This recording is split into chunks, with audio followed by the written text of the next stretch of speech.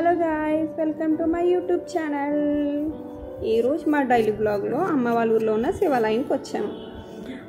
పిల్లలందరితో ముగ్గురిని వేసుకొని స్కూటీ మీద తీసుకొచ్చాను అనమాట. యాక్చువల్లీ స్కూటీ ఖాళీగా ఉందని అన్నీ అప్పుడే డ్యూటీ నుంచి వచ్చాడు, పడుకున్నాడు అనమాట.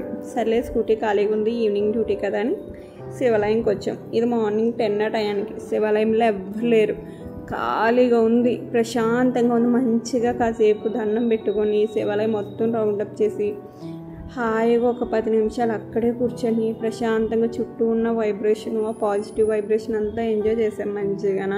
పిల్లలు అయితే చుట్టూ శివాలయం మొత్తం తిరిగారనమాట, అటు ఇటు. నేను ఇది చాలాసార్లు వచ్చాను శివాలయంకి. చాలా బాగుంటుంది, నీట్గా ప్రెజెంట్గా ఉంటుంది.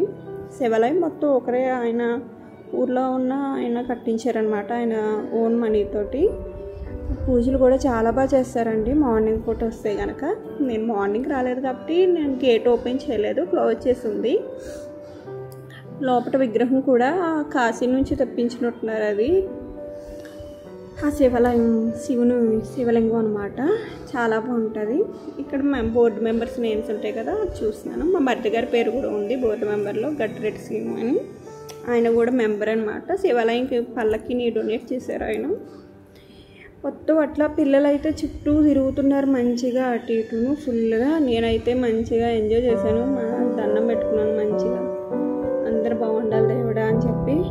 ఇక్కడ మా చిన్నోడేమో విభూది పెడతానని చెప్పి హైశ్రీత మొహం మొత్తం పూసాడు.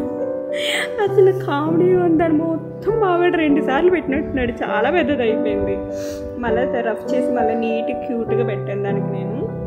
ఇది బయటనమాట, బయట ఎంట్రన్స్లో ఉంటుంది ఇక్కడ శివాలయం. ఇది రీసెంట్గానే పెట్టారనమాట. ఇదే మా శివాలయం. Thank you for watching. Bye bye.